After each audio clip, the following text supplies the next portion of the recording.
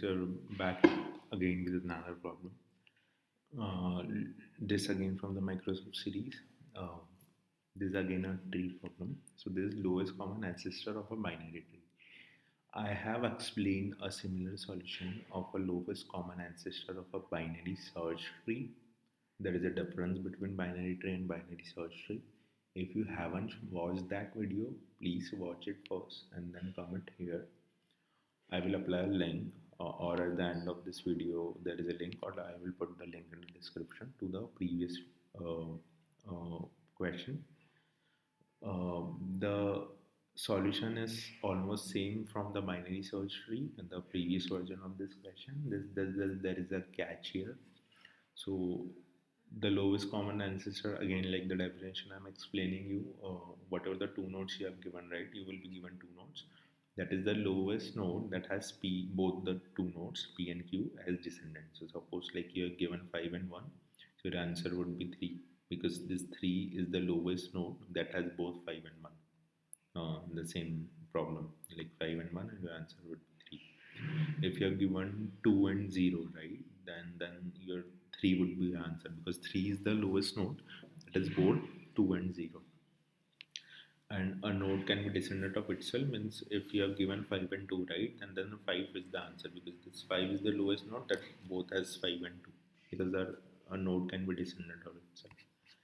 Second example, 5 and 4, right, 5 and 4. So if in the condition 5 and 4, 5 is the answer, because 5 is the lowest node that has both 5 and 4 as descendant, right? So this is the question. Now, in the previous example, we were able to make a judgment that which part of the tree we want to traverse, right? If what we applied, like if that number where are we standing, if it is a range of that p and q, right? If it is smaller than the lowest and the greater than smaller than the largest and the greater than the lowest, right? If it is in the range, then we were returning the number. If it is not the case, then we were determining like if it is less than the number which we are standing, then we were going to the left side of the tree. If it is greater than, if it is greater than, then we are going to right side of the tree, right? We were able to make a judgment. But here we weren't able to make a judgment based on just the comparison, because like there is no perfect guarantee that your left node would be less than the root and your right node would be greater than the root, right? This is not a binary search tree, this is a binary tree. Anything can happen here. Your left could be greater than or smaller than. In this case, your right could be smaller or it could be greater in this case.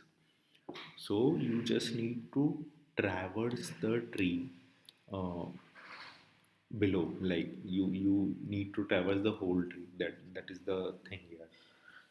And whenever in this traversal you encounter that your value that you are currently standing, if it is your equals to root node, like if you're whatever the root you are currently standing, if it is equals to p or if it is equals to q, either both of them, any one of them, then that should be the answer. So you just need to return that. Fine. So what you can do, just apply a first basic condition. If the given root is null,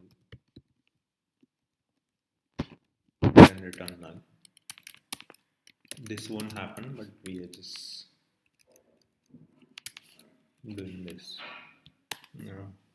Could be the result, if whatever the root you are currently standing, right, if it is p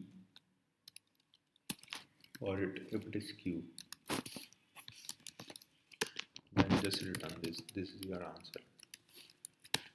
If this is not the case, then just get the left out of it. So left would be your again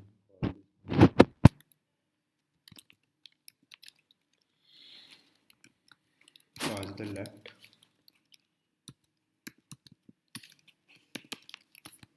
you get the right,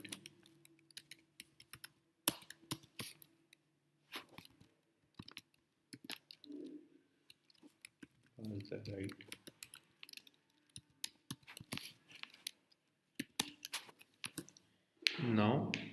again a condition. If both of them is not null, right, means we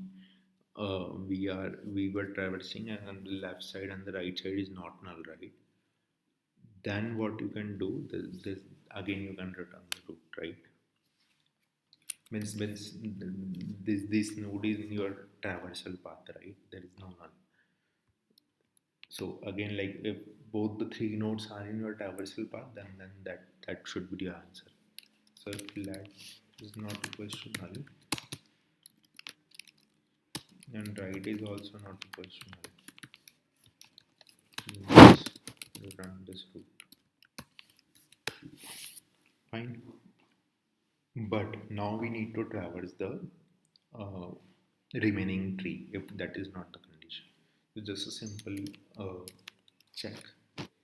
If your left is not equal to null,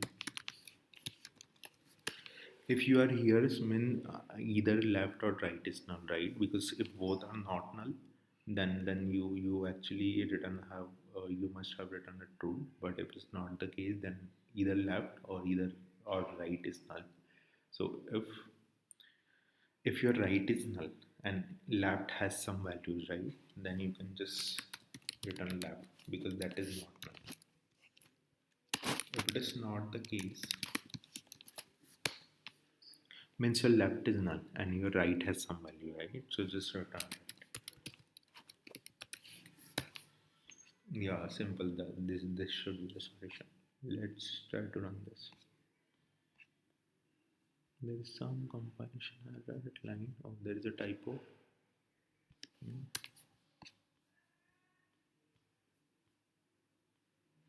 Again, this is fine. Let's test for all the cases. This is yeah accepted. Cool. Thanks.